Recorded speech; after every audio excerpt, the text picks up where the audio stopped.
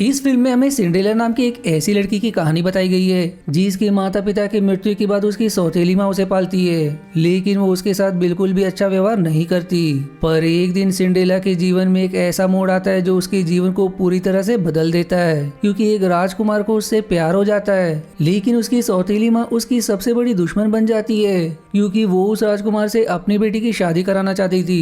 तो क्या सिंड्रेला की शादी राजकुमार से हो पाएगी या वो हमेशा अपने सौतेली माँ की नौकरानी बनकर रह जाएगी, यही हम इस मूवी में जानेंगे।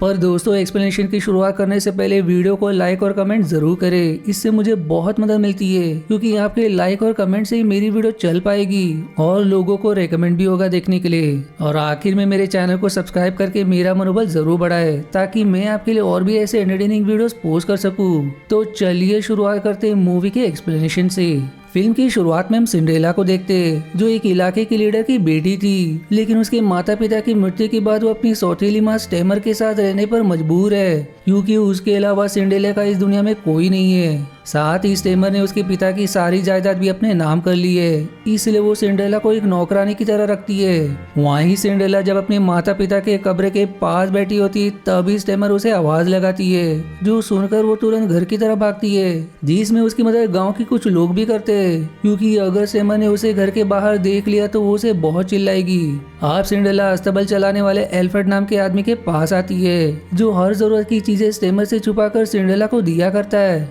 इसलिए सिंड्रेला भी उसे अपने पिता की तरह मानती है। जिसके बाद वो उससे घोड़ा लेकर घोड़े की सवारी करने स्टेमर से छुपकर निकल जाती है। तब एक जगह राजकुमार उसे शिकार करते हुए दिखाई देता है, पर ये जाने बगैर कि वो एक राजकुमार है, सिंड्रेला उसे चिल्लाते हुए जानवर का शिकार करने से मना करती है। साथ ही वो उसे समझाती है कि जानवरों को मारना अच्छी बात नहीं है, इसलिए राजकुमार रुक जाता है और उसके पास आकर उसके बारे में सवाल करता है कि तुम कौन हो, लेकिन वो कुछ भी अपने बारे में नहीं बताती।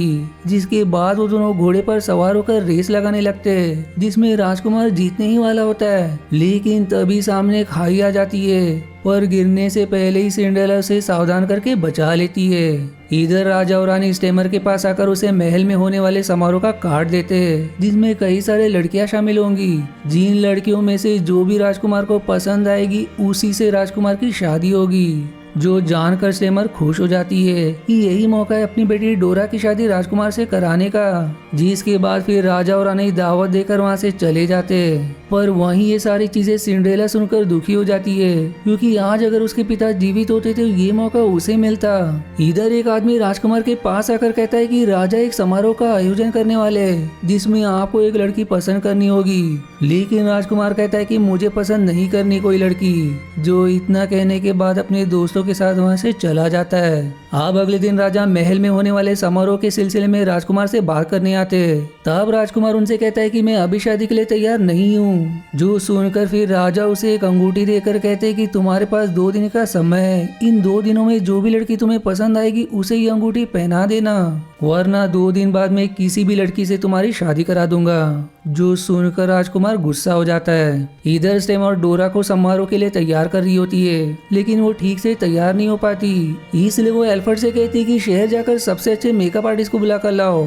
इसलिए वो तुरंत निकल जाता है। पर अब एल्फ्रेड जब आगे बढ़ रहा होता है तब राजकुमार अपने दोस्तों के साथ चुपके से उसे परेशान करने के लिए पेड़ पर तीर मार देता है, ताकि इससे फल एल्फ्रेड के सिर पर गिरे। लेकिन जब वो तीर चलाते तो वो तीर पेड़ पर ना लगकर घोंसले में लग जाता है, जिससे वहां रखी 3 बीज एल्फ्रेड के पास आकर गिरती है, जिसे देखकर वो हैरान हो जाता है ये क्या है, लेकिन फिर भी वो उसे अपने पास रख लेता है। आप कुछ समय बाद एल्फ्रेड एक मेकअप आर्टिस्ट को स्टेमर के पास लेकर आता है। साथ ही उस घोंसले से गिरने वाली उन 3 बीजों को वो सिंड्रेला को दे देता है, जिसे सिंड्रेला अपने पास रख लेती है। लेकिन जब वो उस बीज को देख रही होती है तब एक बीज नीचे गिर जाता है, जिससे उसके अंदर से चमकदार रोशनी जैसी चीज बाहर निकलने लगती है। और जैसे ही वो उस बीज को खोलती है तो वो इच्छा जो हमेशा मांगा करती थी कि काश मैं एक लड़का होती तो मुझे इस घर में बंद होकर नहीं रहना पड़ता, जिसकी ये इच्छा देखते ही देखते पूरी हो जाती है। जो देखकर वो एकदम दंग पर वहीं खुश भी हो जाती है। अब सिंड्रेला लड़का बनकर पूरे जंगल में घूमने लगती है। तब एक जगह उसे राजकुमार दिखाई देता है जो अपने दोस्तों से तीर चलाने की शर्त लगा रहा होता है कि जो सबसे अच्छा तीर चलाएगा उसे राजकुमार वही अंगूठी दे देगा जिसे राजा ने उसे दिया है। इसलिए अब उसके दोस्त तीर चलाते लेकिन दूर से सिंड्रेला उसकी तीर में ही अपनी तीर मार देती है जो देखकर राजकुमार एकदम हैरान हो जाता है और उसे शर्त के अनुसार अंगूठी दे देता है। लेकिन राजकुमार उसे नहीं पहचानता कि ये असल में सिंड्रेला है। अब इसके बाद फिर सिंड्रेला अपने असली रूप में आ जाती है। लेकिन जैसे ही वो घर आती है स्टेमर उससे सवाल करने लगती है कि तुम कहाँ गई थी। लेकिन तब सिंड्रेला राजकुमार की अंगूठी को छुपाकर स्टेमर से बहाना कर देती है।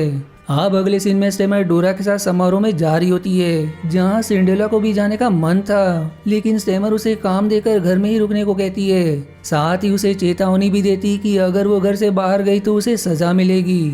जो ऐसा कहकर डोरा के साथ समारोह में चली जाती है। अब समारोह में कई सारी लड़कियां आई होती है जो सभी राजकुमार के साथ डांस करने लगती है लेकिन राजकुमार को अब तक कोई भी लड़की पसंद नहीं आती। लेकिन फिर भी वो जबरदस्ती उनके साथ डांस करने पर मजबूर होता है।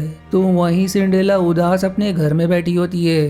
तब फिर उसे वो बीज याद आती है इसलिए अब वो उस बीज से इच्छा मांगते हुए कहती है कि मुझे उस समारोह में जाना है इसलिए मुझे एक सुंदर कपड़ा चाहिए। और अब जैसे ही वो इच्छा मांगती है वो बिल्कुल एक राजकुमारी में बदल जाती है जहाँ वो काफी सुंदर दिखाई दे रही थी। फिर सिंड्रेला उस समारोह में आती है जहाँ वो स्टेमर को देखकर अपने चेहरे को नेट के कपड़े से छुपा लेती है लेकिन फिर भी उसका चेहरा थोड़ा दिखाई दे रहा था। तब राजकुमार की नजर उस पर पड़ती है जिसे देखकर वो पहली नजर में उसे पसंद कर लेता है लेकिन उसे एक राजकुमारी जैसी रूप में देखकर वो पहचान नहीं पाता कि ये वही लड़की है जिसके साथ उसने रेस लगाई थी। इसके बाद अब वो उसके साथ डांस करने लगता है जो देखकर राजा और रानी भी खुश हो जाते हैं। लेकिन स्टेमर को सिंड्रेला पर शक हो जाता है कि हो ना हो ये सिंड्रेला ही है इसलिए सिंड्रेला तुरंत वहाँ से भाग निकलती है। राजकुमार उसे रोकना तो चाहता था लेकिन जब तक वो उसे रोकता इससे पहले ही सिंड्रेला महल से निकल चुकी थी। पर इस सब में उसका एक जूता वहीं छूट जाता है जिसे राजकुमार अपने पास रख लेता है और पूरे इलाके में सिंड्रेला को ढूंढने के लिए अपने दोस्तों के साथ निकल जाता है। तो वहीं सिंड्रेला उदास होकर अपने घर लौट आती है।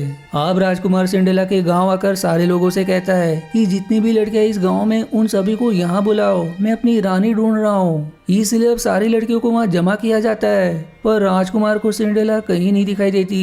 तब उसे एक आइडिया आता है जहाँ वो सारे लोगों से कहता है कि मैं उस अनजान लड़की के बारे में तो कुछ नहीं जानता लेकिन उसका एक जूता मेरे पास है और जिस भी लड़की के पैर में ये जूता फिट आ जाएगा वही मेरी रानी होगी। जो सुनकर सारे लोग हैरान हो जाते हैं। इधर स्टेमर घर आ जाती है जहाँ वो सिंड्रेला को उसी राजकुमारी वाले कपड़े में देखकर पहचान लेती है कि यही वो लड़की है जिससे राजकुमार शादी करना चाहता है। तब वो सिंड्रेला से जबरदस्ती उसका कपड़ा मांगती है ताकि वो डोरा को उसके कपड़े पहनाकर उसे ही सिंड्रेला बनाकर राजकुमार के पास ले जाए और एक बार उसकी राजकुमार से शादी हो गई तो उसका सारा प्लान पूरा हो जाएगा। यहाँ सिंड्रेला उसे ये तो नहीं देना चाहती थी लेकिन जबरदस्ती वो उसके कपड़े लेकर उसे कालकोठी में बंद कर देते हैं। वहीं राजकुमार सारी लड़कियों पर उस जूते को ट्राई करता है लेकिन किसी के भी पैर में वो जूता फिट नहीं आता जिससे वो परेशान होने लगता है और फिर सारे लोगों से कहता है कि क्या इस गांव में और कोई लड़की नहीं है। तब एल्फ्रेड उसे सिंड्रेला के बारे में बताता है इसलिए अब राजकुमार तुरंत उसके साथ सिंड्रेला के कमरे में आता है लेकिन वो वहाँ नहीं थी क्योंकि उसे तो कालकोठी में बंद कर दिया गया था। तब राजकुमार को वहाँ उसकी अंगूठी दिखाई देती है जिसे उसने उस तीरंदाज को दिया था जो देखकर वो समझ जाता है कि वो तीरंदाज कोई लड़का नहीं बल्कि लड़की थी और वो वही लड़की थी जिसके साथ उसने रेस भी लगाया था। फिर राजकुमार के पास स्टेमर आती है जिसने डोरा को सिंड्रेला का कपड़ा पहना दिया था। वो राजकुमार से दावा करती है कि यही वो लड़की है जिसे आप ढूंढ रहे हैं। जो देखकर राजकुमार खुश हो जाता है लेकिन फिर भी उसे उस पर शक होता है इसलिए वो डोरा को जूता पहनाकर दिखाने को कहता है। जो सुनकर स्टेमर घबरा जाती है और उससे बहाना करने लगती है जिससे राजकुमार का शक यकीन में बदल जाता है। जो देखकर स्टेमर डोरा के साथ वहाँ से भागने लगती है इसलिए अब राजकुमार भी उसके पीछे जाता है। वहीं इधर सिंड्रेला जैसे तैसे कालकोठी के बाहर आ जाती है लेकिन तब तक राजकुमार स्टेमर के पीछे काफी आगे जा चुका था इसलिए सिंड्रेला अपनी आखिरी बीच से इच्छा मांगकर फिर से राजकुमारी बनने की कोशिश करती है लेकिन इस बार वो राजकुमारी नहीं बनती बल्कि अपने मामूली हुलिया में आ जाती है जिसे देखकर उसे समझ आ जाता है कि उसे राजकुमार के सामने अपनी सच्चाई छुपाने की जरूरत नहीं है। वो उसे उसके असली रूप में पसंद कर लेगा जो जानकर वो खुश हो जाती है जो फिर राजकुमार के पीछे निकल जाती है। दूसरी तरफ स्टेमर और डोरा भाग रहे होते हैं, जिनके पीछे राजकुमार होता है।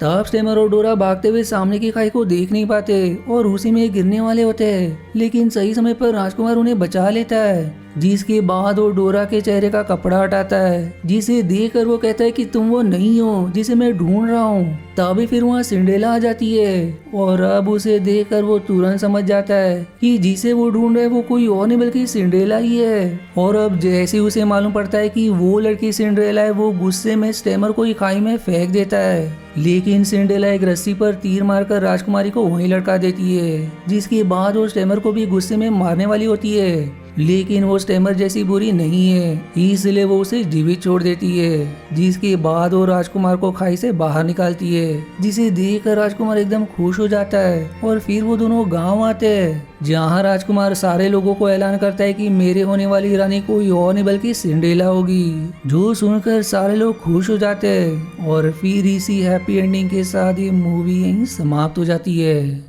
आशा है आपको मेरी एक्सप्लेनेशन पसंद आई।